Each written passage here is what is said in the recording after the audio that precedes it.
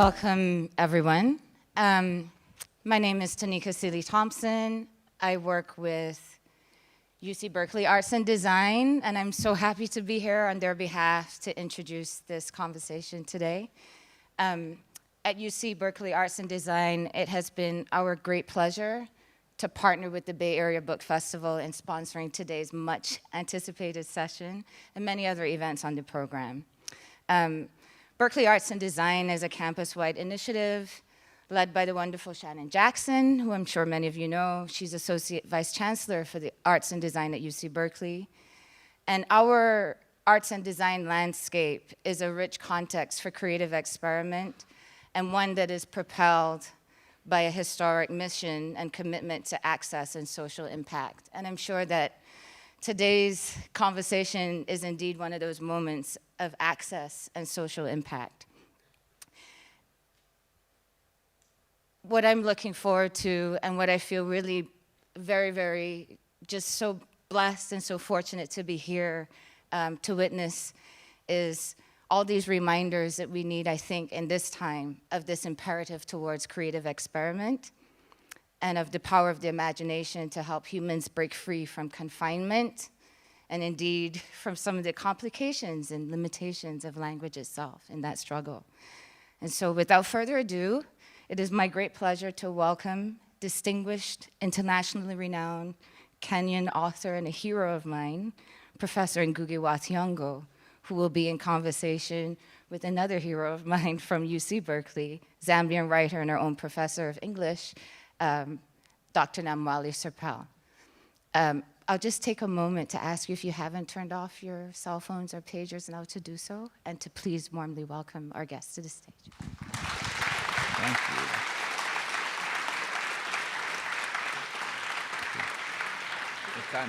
you. Welcome. Thank you so much for that warm welcome, Tanika. I'm delighted and honored to welcome Professor Ngugi wa Thiong'o to the Bay Area Book Festival. Ngugi wa Thiong'o is a perennial favorite to win the Nobel Prize for Literature. And African writers like me have had to mark the day of the announcement of the Nobel Prize for Literature as a day of disappointment every year for at least the past decade. We hope that the prize committee will do better soon. Ngugi wa Thiong'o is a playwright, and he's published 7 novels: Weep Not Child, The River Between, Petals of Blood, A Grain of Wheat, Devil on the Cross, Matigari, and Wizard of the Crow. He's Distinguished Professor Emeritus at UC Irvine and is just as prolific a critic and nonfiction writer.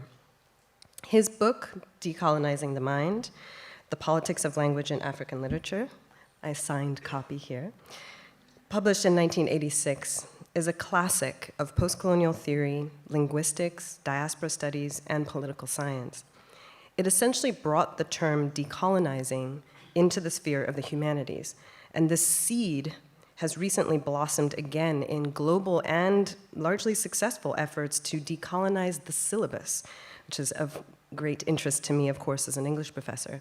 And these efforts have ranged from Cape Town to Oxford to Yale, a resurgence of a concept that is as remarkable for its power as it is for its continued relevance in 2018, that we still need to decolonize our minds.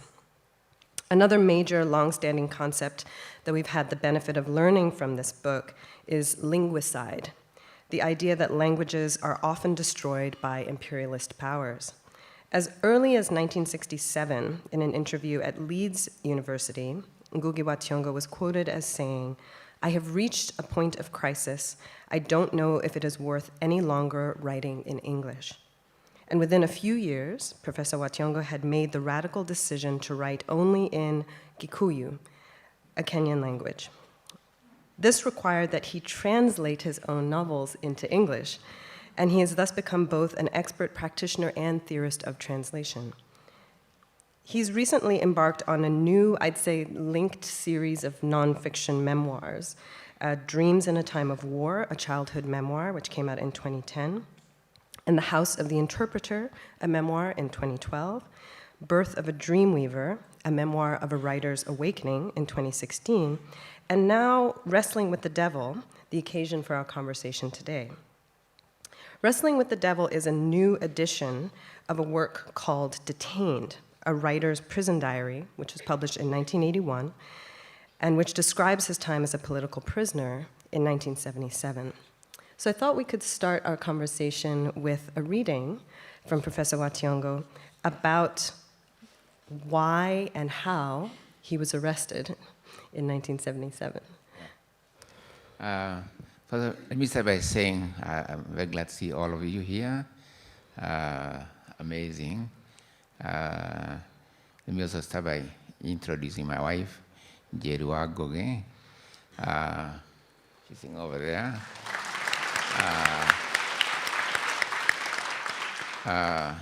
She describes herself as both my wife, then when she says I add quickly, and my director.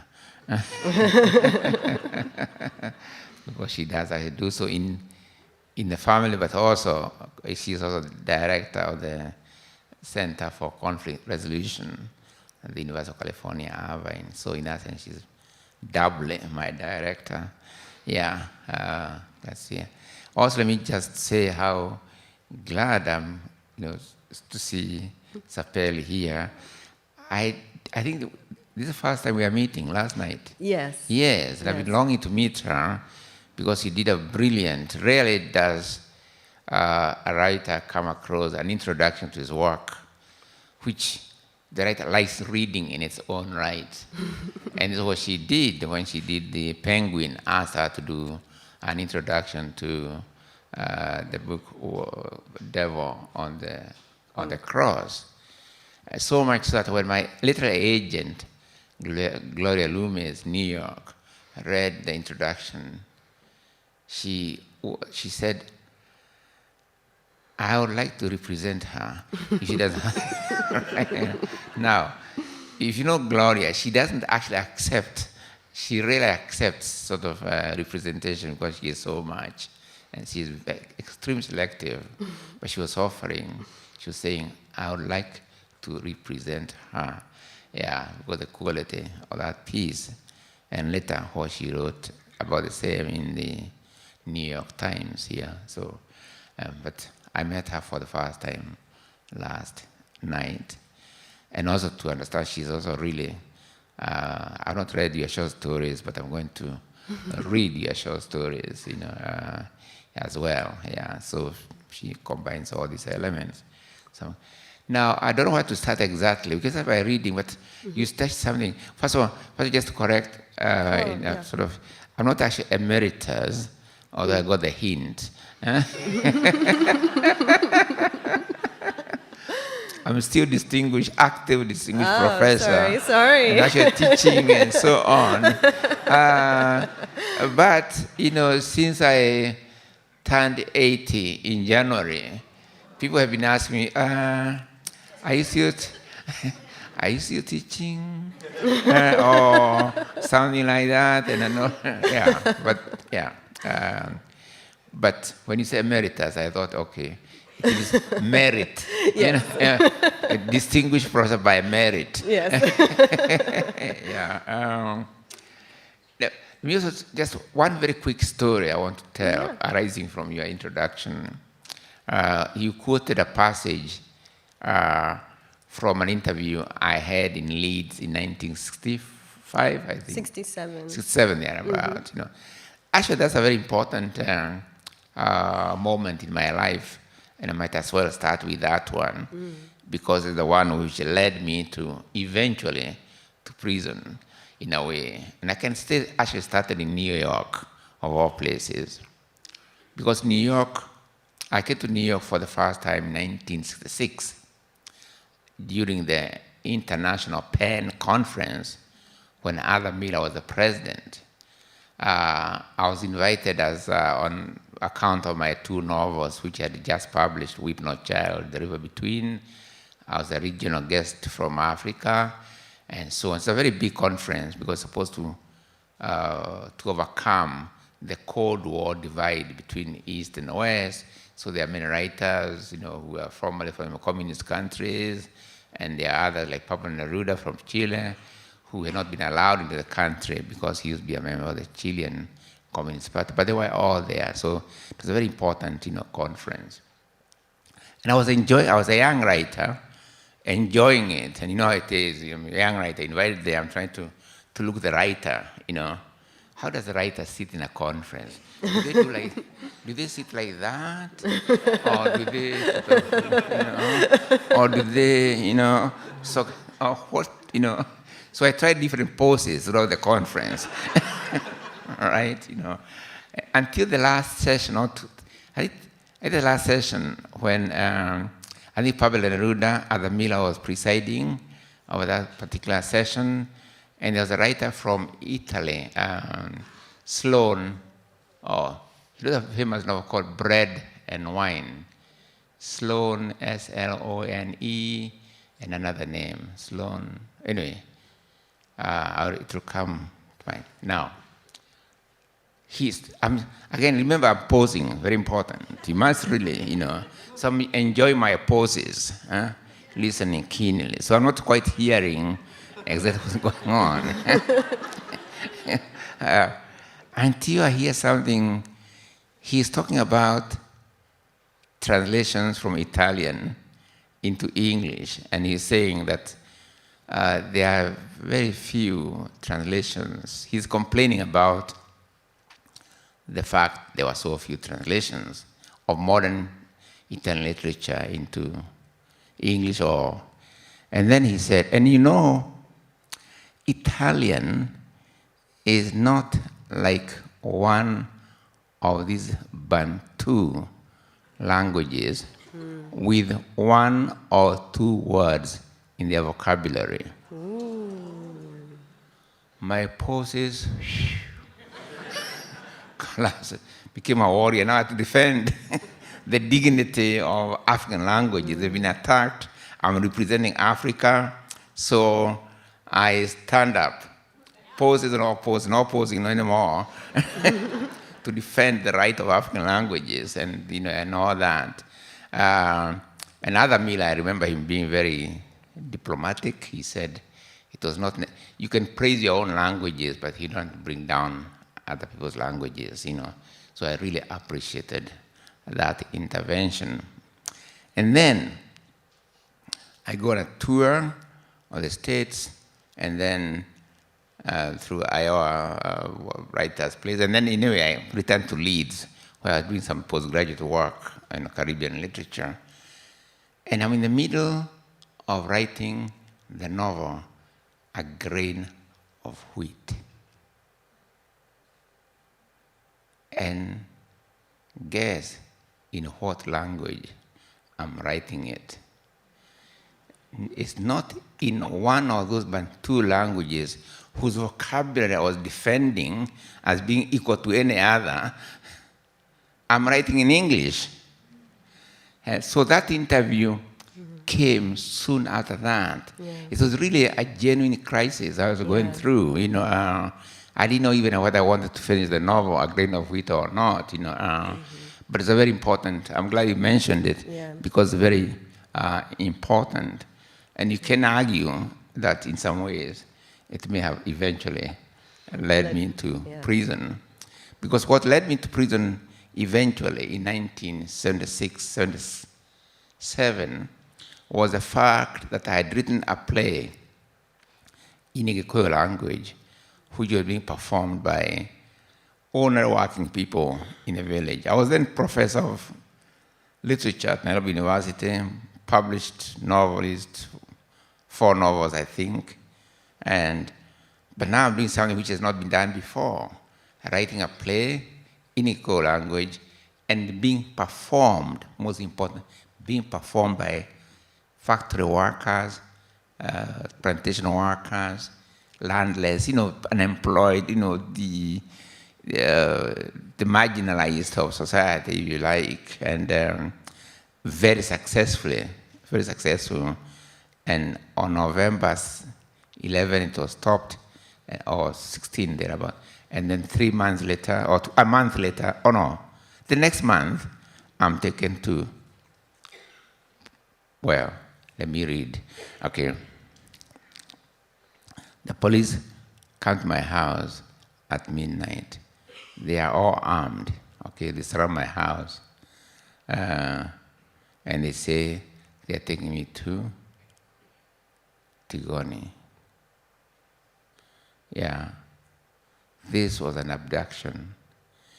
Still, as they drove me, I couldn't help musing over the fact that the police squadron was armed to the teeth to abduct a writer whose only acts of violent resistance were safely between the hard and soft covers of books.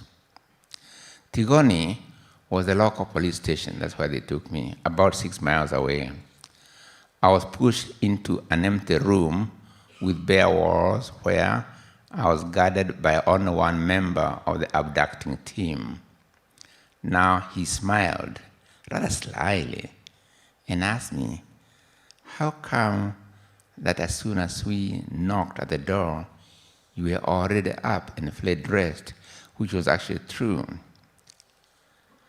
I had neither the time nor the necessary energy to tell him that I had had a premonition that I had just returned home from Nairobi after saying a rather elaborate farewell to my drink buddies in Nairobi, that had even firmly and repeatedly refused a beer, or what they call a beer for the road, that had driven from Nairobi to Limuru at a snail's pace, literally no more than 25 miles per hour the whole way.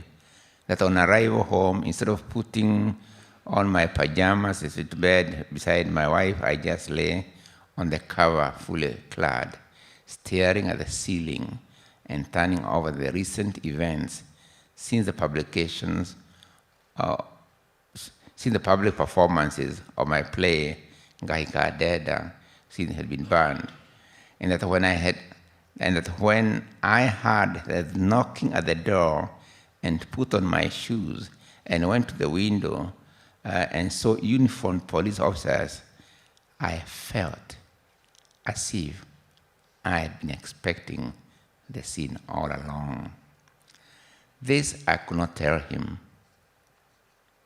even if I had the necessary energy or desire, because a few seconds after his query, some other police came for me, put me in another car, and drove me away. These were not among the ones who arrested me, and they didn't utter a word to me or to each other. It was only after what seemed an eternity that we reached another police station, Kiambu. Again, the same ritual, into an empty room in silence. They leave, and I hear them lock the door from the outside. Well, I was not alone for very long. A tall, slim man came in and, still standing, staring straight ahead, almost past me, made the formal announcement. I'm Superintendent Borough, attached to Kiambu Police Station, and I'm under instructions to arrest and place you in detention. Have you anything to say? The whole exercise, executed in an emotionalist tone, had a slightly comic side. So between Limuru, my home, and Kiambu Police Station, I was not really under police arrest. Do your duty, was all I said. He did not handcuff me. As he walked me toward a yellow Volvo, not marked with the police colors, an onlooker would have thought that he and I were actually old friends. Boro, the officer, drove. I sat in the passenger seat next to him. I'm almost relaxed at the respite from the show of armed terror. He even started a conversation. Oh, did your family originally come from the Rift Valley? He asked me. No, I said. Oh, I've had that impression from reading your books. Oh, I only write about it, I said. It was so casual, so ordinary, that it felt as if the officer was only giving me a lift to Nairobi instead of taking me to an unknown destination. Then the ordinariness of the situation began to disturb me. He and I were alone in the car. Though in civilian clothes, he was still a police officer, an agent of the state. He was armed. It was night, and there was no other vehicles on the road. Suddenly, what had once happened to Josiah Mwangi Kariuki crossed my mind. On March 2nd, 1975, JM, a prominent popular nationalist, was taken by police from a Nairobi hotel in daytime, and his body was later found mutilated in Gong Forest. Could he, the officer, be on a similar mission for me? You see, my wife knew only that I had been taken by Thiong'o police. The Thiong'o police knew only that they had handed me into Kiambu police. And the police who brought me to Kiambu hadn't even seen the officer walk me to the car. The breaks in a chain of custody began to seem eerily sinister. None of those in that chain could ever tell more than they knew. And now, there was no eyewitness to anything that might happen to me. All right.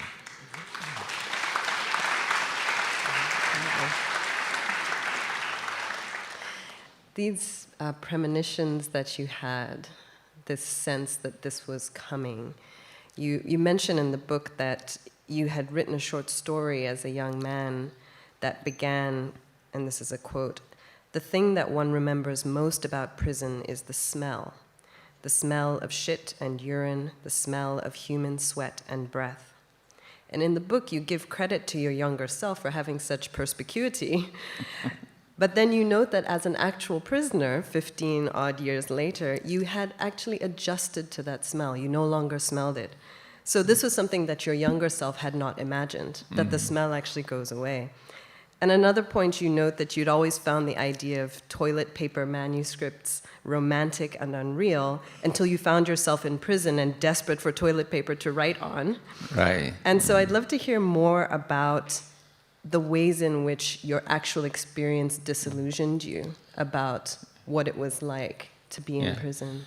First of all, Miss, so when I was writing that short story as a young person, I was a student of Makerere, but now come to think of it, I did have an experience of 2 weeks in a police custody, and which I've described this in my memoir, in the house of the interpreter, when I was arrested, and accused literally of nothing. So the police had to keep on inventing fact and fiction. And I had to defend myself in a court of law, and I had never been in a court of law in my life.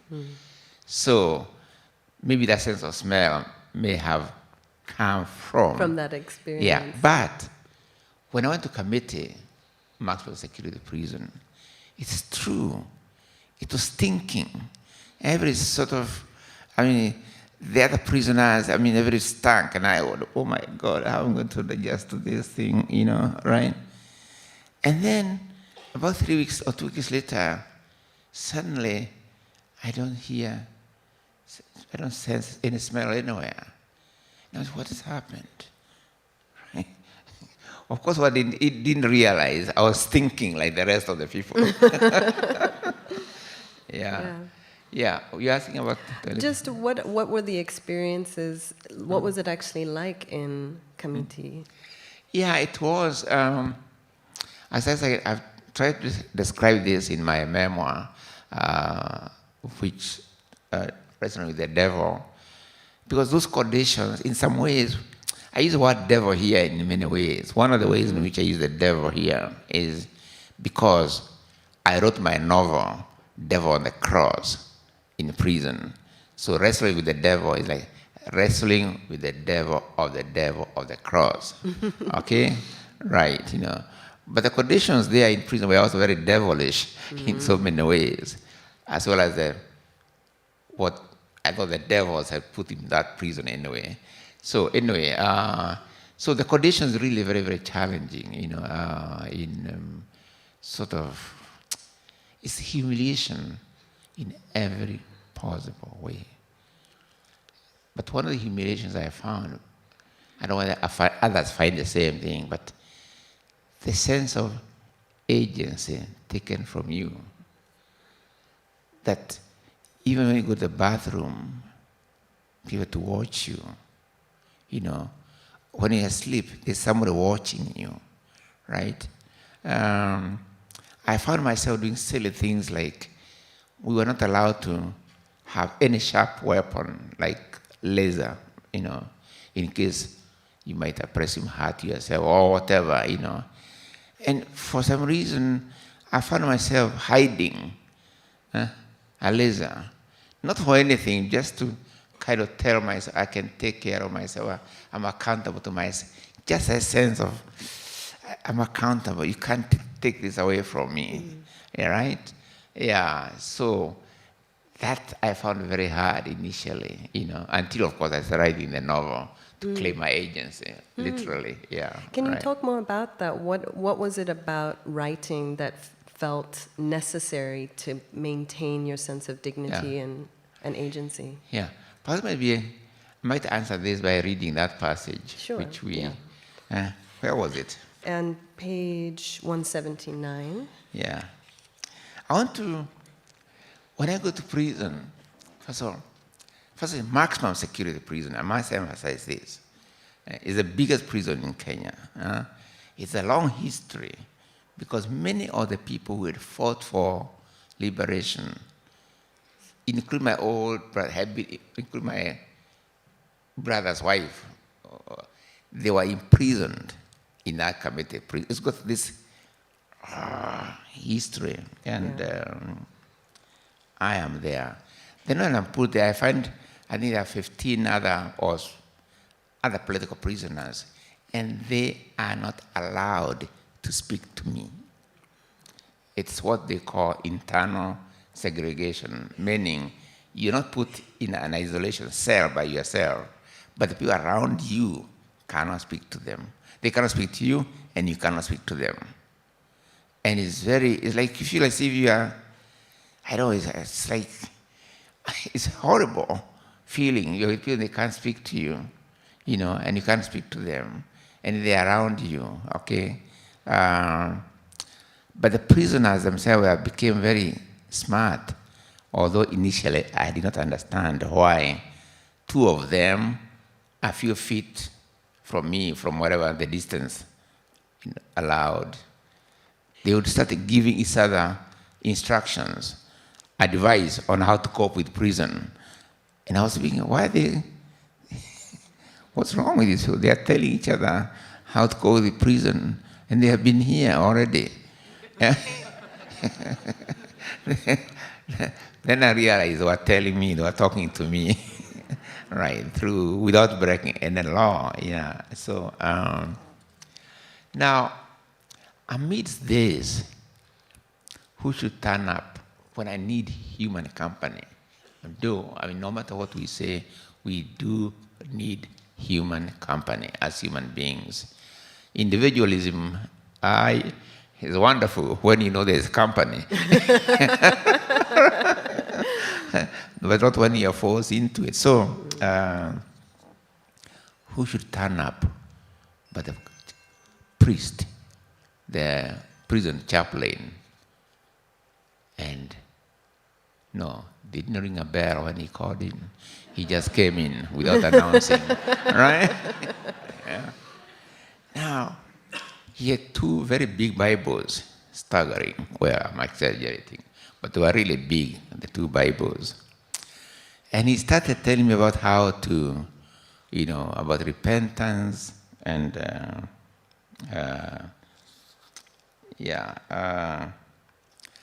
so what, and I was saying, but what, I had done nothing wrong. I wrote a play with peasants and working people in my language, and he was telling me not to repent. Anyway, I started arguing with him. What he did not know is that I had read the Bible quite well as a young person. So he would quote a passage which is proving one way, and I go to the same Bible and quote another passage proving the exact opposite. Right? So we went on this and this, and then he was a bit tired. He said, "You educated people, you argue too much. But remember, you can never argue your way to heaven." So he left me.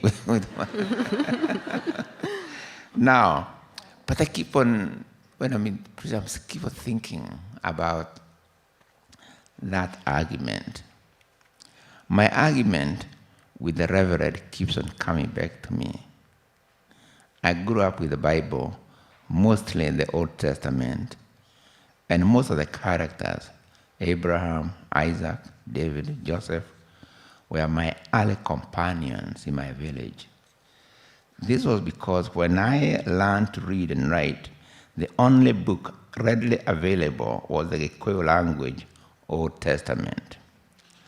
I enjoyed some really magical moments. And the Bible is really, people talk magical realism as beginning with Latin American literature, but actually you need real magical realism. Please read the Old Testament. or Mahabharata, actually, come to think of it. Yeah. For instance, Jonah surviving 3 days in the belly of a fish. In the belly of a fish, and you survive 3 days, you come out happily, right? Maybe with the smell of a fish a little bit, but but you come out. Remember also Shadrach, Meshach, and Abednego surviving fiery flames, and they come out not a single thing. Their clothes intact. Yeah.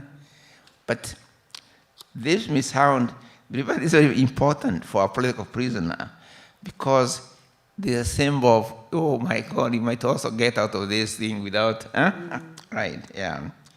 So it is the survival part that's most appealing, okay.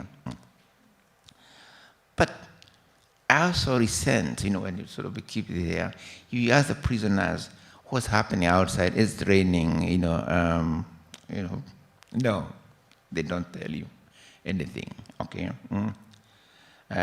So I keep on thinking, birds fly far above the walls of the prison. I wish they could lend me their wings just for a day. What would I do with them? Visit my family, my village, but also what? Oh yes, go to all the houses and offices of those in power making mischief, or land at caves where they are planning corruption and scatter their plates and knives, some kind of practical jokes, and then beg, oh no, I won't come back to this prison. I will not come back to this confinement. But the fun is in going, making mischief, and coming back at will, and enjoying their foolishness in thinking they can confine me within their man-made walls. But wait, this going and coming back is what I actually do night and day. I visit my family. I walk the streets. My imagination is my wings of glory. So a novel, that's what I must do in Gikuyu. That would be fun. Writing a novel in a language that made them bring me here. Yes, combine fun with fight and flight. But no story would form. See, for instance, I need paper, pen, writing material. The warders have plenty. I want to write something, I tell them, hinting it might even be a confession. The older political prisoners had told me the trick. It always works, they had told me. Because that's what they want us to do, confess. And indeed, the chief warder readily complies. A ballpoint, but only for a few sheets. Oh, never mind. I can supplement paper with, well, she talked about it. Toilet paper. Good. The idea eludes, but the idea of a novel still eludes me. But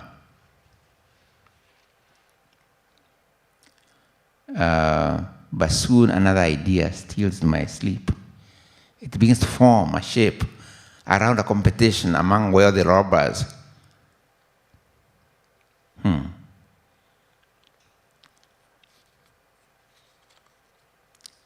Jesus, I'm still thinking. You see me pause. I'm still thinking. Jesus and the devil come back to my mind.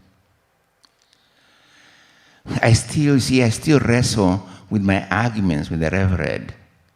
The idea that it was the devil and not Christ who should have been executed on the cross plays my mind. You see, Jesus was an opponent of Roman imperialism, a proponent of the kingdom of the least among us, a visionary who saw the poor among whom he walked as inheriting the earth. The devil was an ally of Roman imperialism and its oppressive practices. A self-serving criminal whose followers, exploiters of the poor, have as much chance of entering heaven as a camel through the eye of the needle. I know.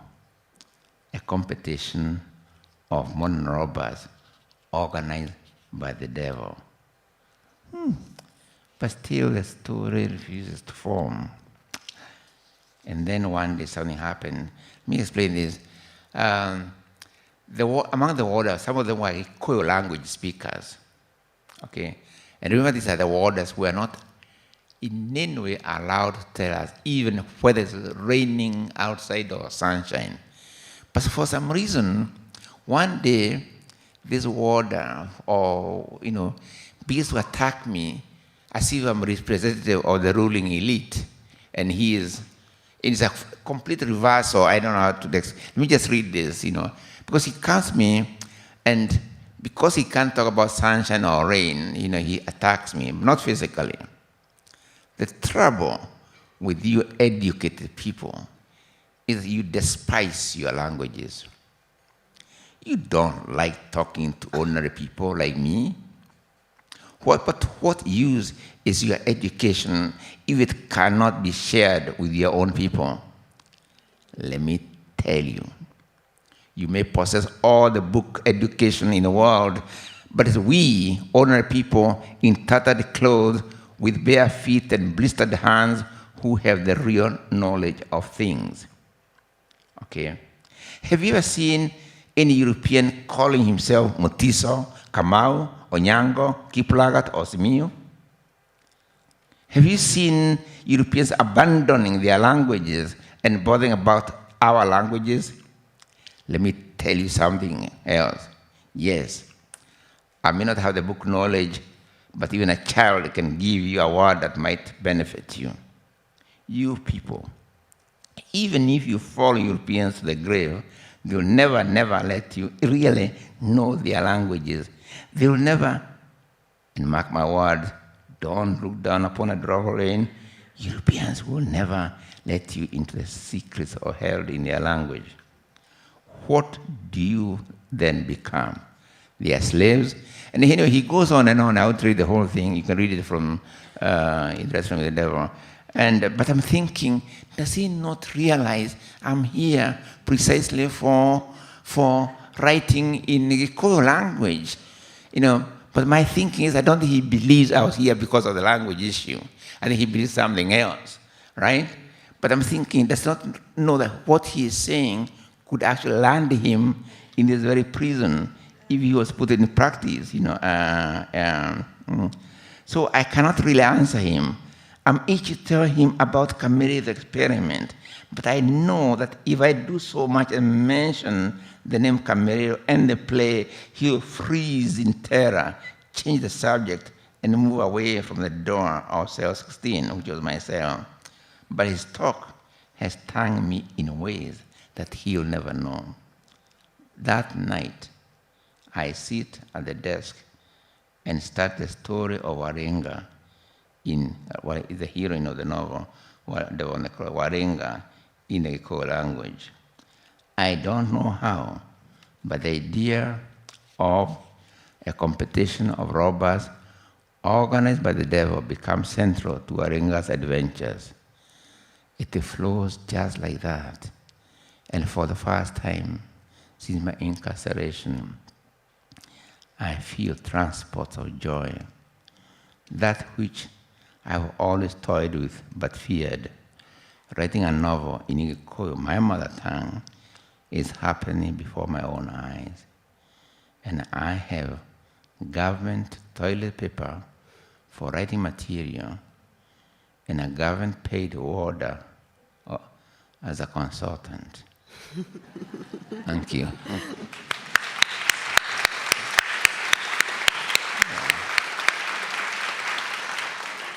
So the novel that emerged from your time in prison is, it's a brilliant novel. You should all read it if you haven't already. And in my introduction to it, I noticed that there is a lot of interest in overturning certain kinds of corruption in what you call the neo-colonial regime in Kenya. And politics has always been really important to your writing. And we've heard now a kind of testament to how it saved you. Actually, writing was helping you survive your conditions. But I'm wondering, do you think there's still a role for literature to forge revolution? Yeah,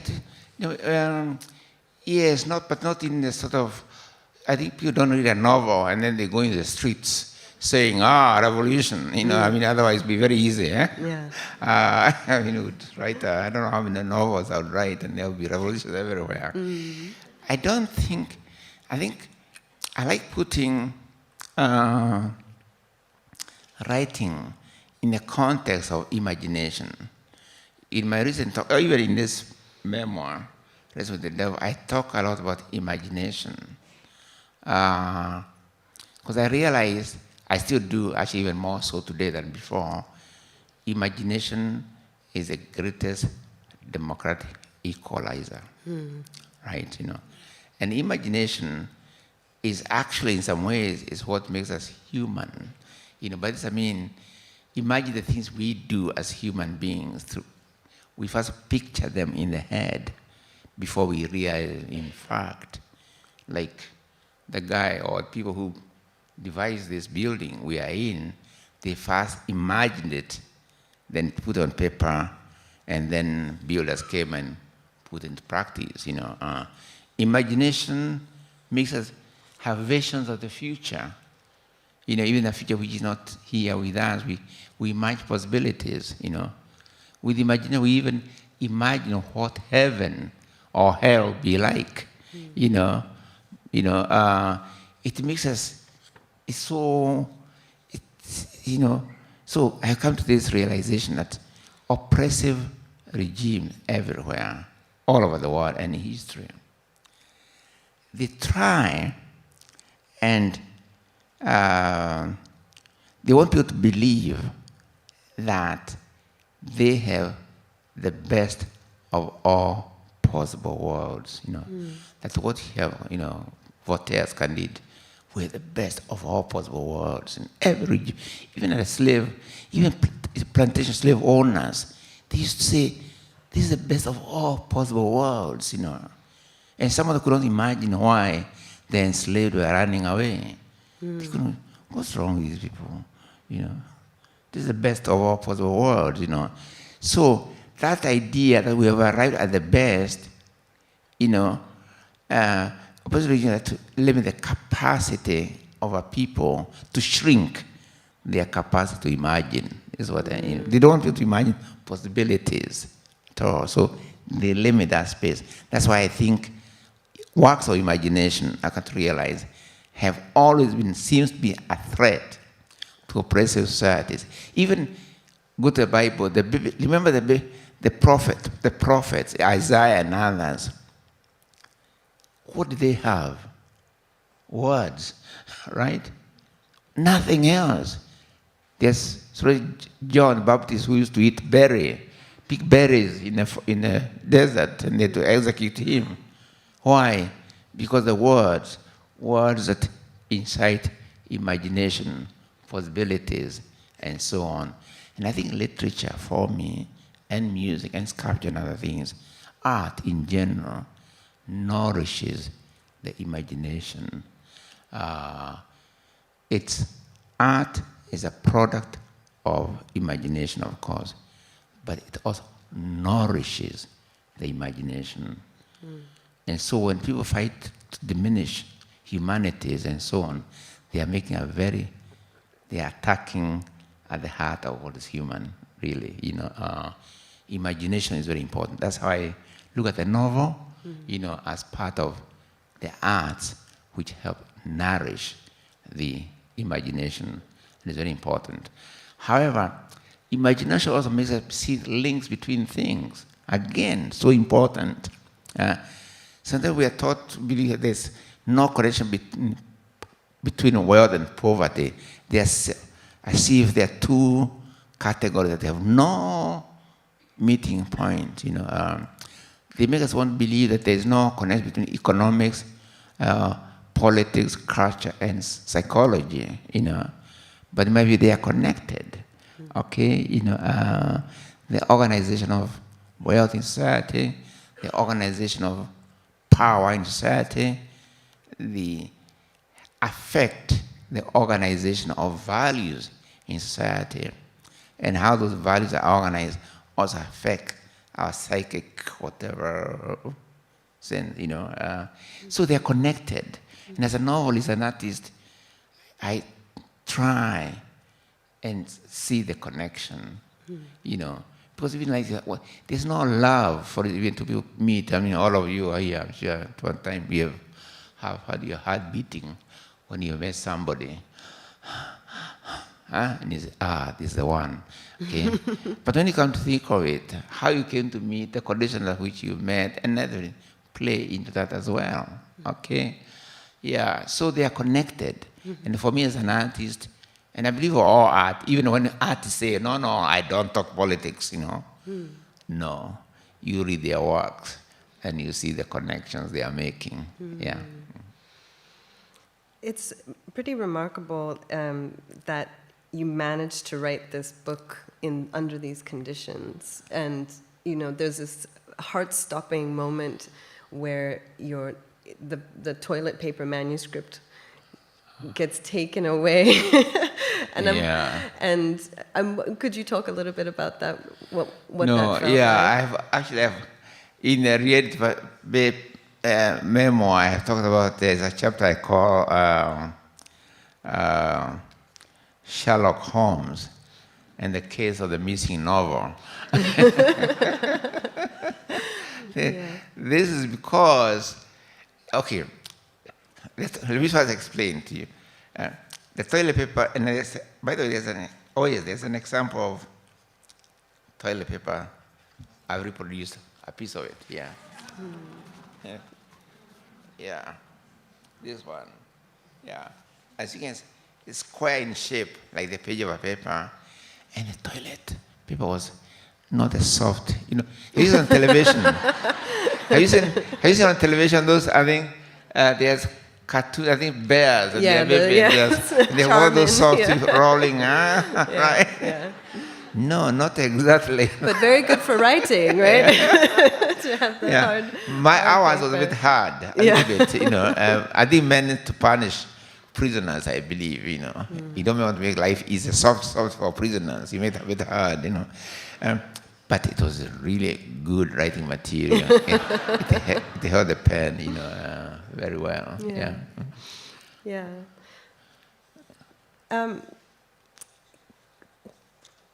I'm wondering if you could talk a little bit about. And by the way, when you're writing, the moment I realized it became, I don't know how to put it, I know that I have captured this very well in the memoir itself, but for me it was survival. It was, not survival, resistance, you know. Because I realized early on that if you don't resist, resistance becomes very important. If I don't resist, if I say yes to something evil, you know, then I'm lost forever, okay? And for me, resistance need not take the form of physical altercation or things like that, you know, but it can be sort of, you know, you say it's really, even to yourself, no, this is not right, you know. So for me, writing this novel on toilet paper, actually, come to think of it, have you seen presidents? I don't know why they do it here, although, but you know, presidents, and they have motorcades, right? They are watched every night and day, okay? You know, all presidents, you know, all over the world, you know, more or less, you know. And here, the same thing was happening to me. I have guards all night long. You know, I'm served, food is given to me, already cooked, although not the best food in the world, not like the one my wife makes for me, but right, you know. But anyway, the key thing is resistance becomes very, very important. So I was enjoying, in a way, almost like vicarious kind of pleasure. I'm writing a novel in prison in the very language which was the basis of my incarceration. You know, and I'm writing using the paper you are giving me, all those are meant for toilet paper, and every night there's a guard watching me, right?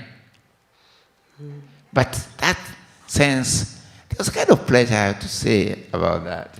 So it was eventually captured. Okay, I'm writing on toilet paper, so what happens? We only allowed one bundle of toilet paper like this, or two.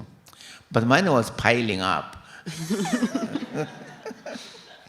So eventually there was a search of our rooms, and my novel, the entire thing, was captured and taken to custody far from me. But I think you have to read the novel. Yeah, to find out how it got recovered. Wrestling with the devil. It's not the wrestling with the memoir. You'll find out. It's a chapter called Sherlock Holmes and the Case of the Missing Novel. Right. Yeah. Okay. Yeah. You talk about the need to resist, to survive and to resist, and the memoir includes an analysis of the history of political detainment in Kenya, beginning with the colonial period. It's fascinating connections that you draw between how colonial oppression kind of maintains in this new regime. And you talk about two different fates for political prisoners in Kenya. Some of them succumb to the degradation, and some of them resist. And so I'm wondering if you could talk about why you think for some people, it becomes their political convictions collapse, and for other people, they survive, they resist, I think that comes at one moment. First of all, different people First of all, I don't think one can tell beforehand how they are going to survive these conditions. Yeah. So I do not want to say in any way that this is how, that I had thought through everything, that I thought when I go there, this is what I would do. No, it's not like that at all. So nobody can tell. So I hesitate to judge people.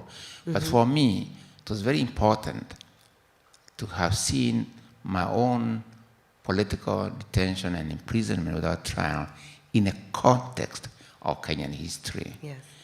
Because when you come to think of it, the president who imprisoned me, Jomo Kenyatta, our first president, did not know me personally. I met him briefly once, but as a journalist. He did not know me. His vice president, Daniel Arap Moi, who later became the dictator, did not know me personally. Yeah. So we can argue there was really, really nothing personal in their taking me to prison. In other words, it's not as if they and I had quarreled over property or anything of the sort. Yeah. There was really nothing personal about this. So I had to react to how did we come to be in this position is a question that kept on arising in my head. So I didn't want to do too much on my own tribulations all the time, But I want to put my own story in the context of Kenyan history, And if I was doing now, I would even try to put in the context of world history, When you see things in that perspective, so it can be for me, I found it helpful. Yeah. These historical characters in Kenyan history who either survived or said no, to similar conditions. Yeah. So I spent a lot of time in the memoir, almost like thinking aloud about what I call in the memoir the culture of silence and fear. How does it come to be?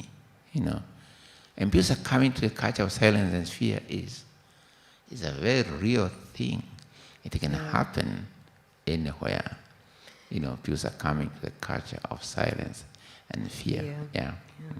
So you've lived in the US for quite some time, and I'm wondering if you have thoughts about the connection between the imprisonment that you experienced and the way mass incarceration works here.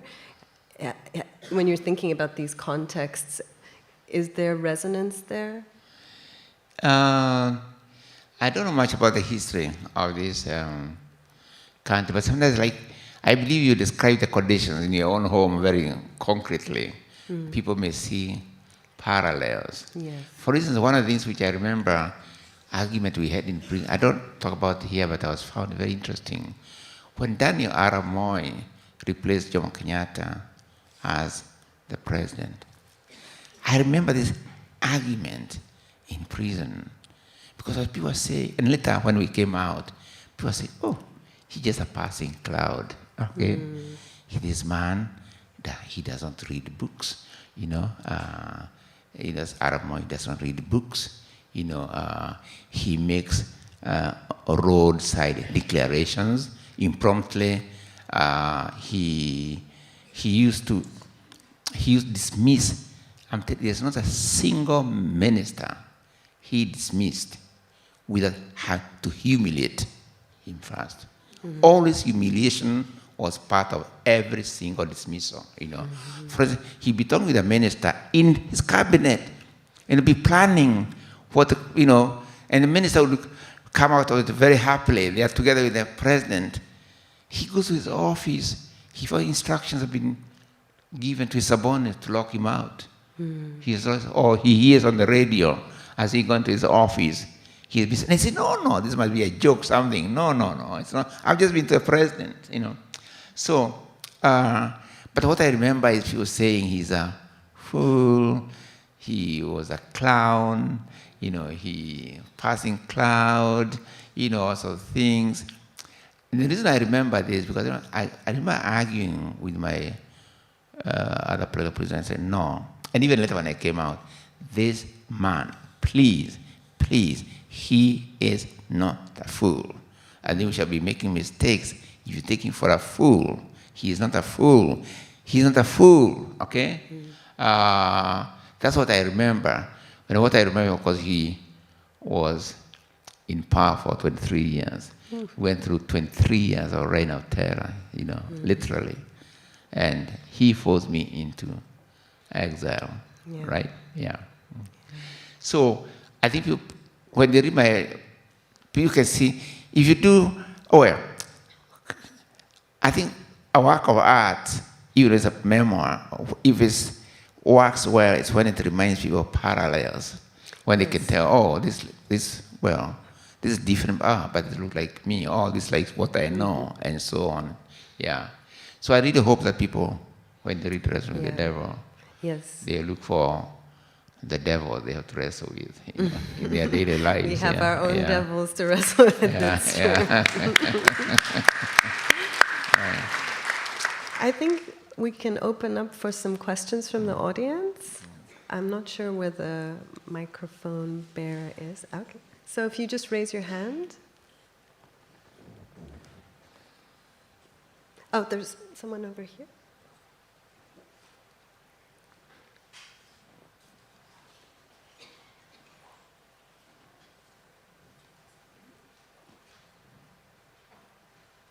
Hi, thank you so much for coming and talking and sharing your story. I wanted to know if you still have the complete original toilet paper manuscripts, and if you do, where do you keep it? And also, where did you keep it in prison? The prison here. But when I came out, actually, I had to move a lot of things because soon after that I was forced into exile. Then my things, so I lost most of it. But fortunately, a few chapters still remain, and now they are being held by Indiana University. They bought my archives, so it's the toilet paper, the novel is actually now in Indiana. I don't know when they are going to make them officially available, but it's there.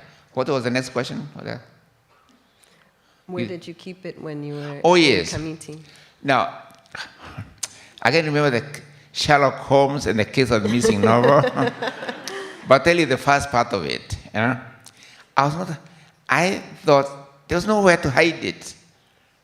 So I thought the best way of hiding is by not hiding it. So what I did was, remember I'm telling them I'm writing a confession, okay?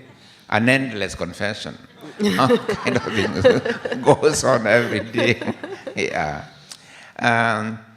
When I wrote the officially given piece of paper, I put them on top of my desk, okay? So they were narrow desks, but I put some of it there.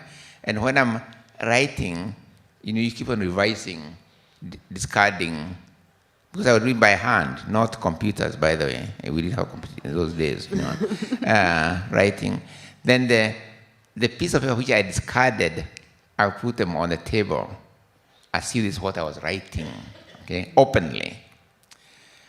But the others, since they were abandoned, they were abandoned like this one, just like this.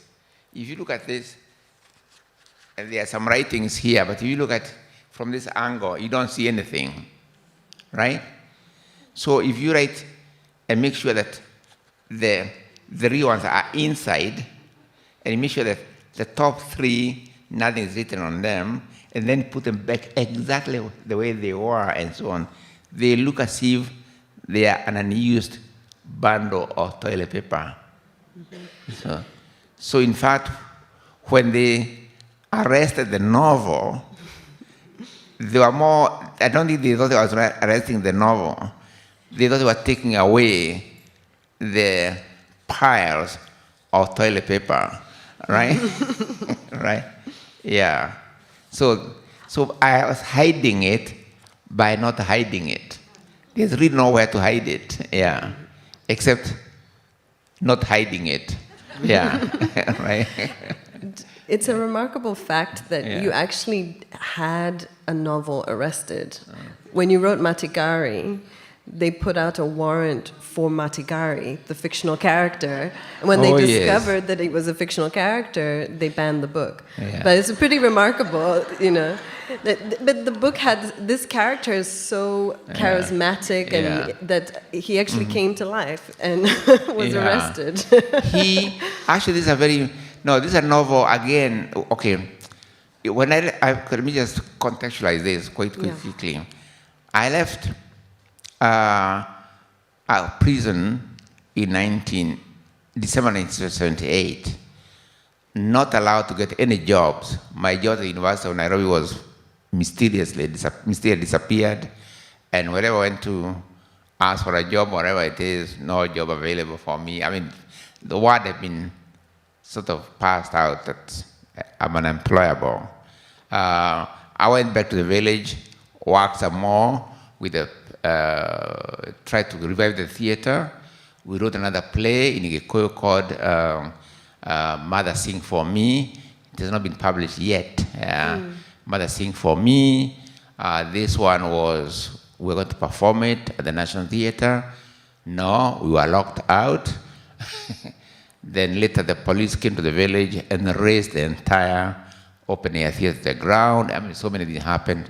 And thereafter, I myself am forced into exile, say from 1982 to 23 years later, okay? Now when I'm in London, I'm saying to myself, what do I do? I did not choose exile. I said nothing would ever take me from Kenya. This is what I said earlier. And now I've been told through other channels that if I return home, a red carpet was awaiting for me at the Jomo Kenyatta airport, you know, and the red carpet had, you know, the color of a red? Yeah, the color of red was waiting for me at the airport. So I stayed on completely, you know. So I was saying to myself, I have always sworn to write my novels and in the Gikuyu language. I'm in London. Gikuyu speakers in London were minimal. I mean, maybe me and a few others, you know. How can I hold on to my pledge? Right, it was a very big challenge. So when I wrote the novel Matigari, named by the main character, means survivor, really, Matigari survivor, it was more a test to myself. Can I hold on to this pledge now that the conditions are even more unfavorable in some ways, as far as writing Nico is concerned, than even when I was in Kenya, okay? So when I wrote the novel, Matigari, this is a character, by the way. Please, you asked about parallels. This is a character written in London in 1984, 85, because it came out. This is a character who goes around the country asking, because in a country, facts, the Ministry of Truth, which changes facts become fiction. I mean, there's no way of telling fact because what's fact is true. I mean, you know, so he goes around the country asking, just ask everybody, teachers, students, just ask a simple question: where can I find truth and justice in this country? Yeah. Because everything which was truth has been turned into, people thought that people was facts. Anyway, so I was writing this remember, I was writing in 1982. After 1982, 1983, 1984, thereabout, because it came out in 1987 in Kenya, in Gikuyu language. This was a period when the rumor mongering in the country had been banned. And he was a character. And when people talk about books, they don't talk about the writer, you know, I mean, they talk about the character, like films.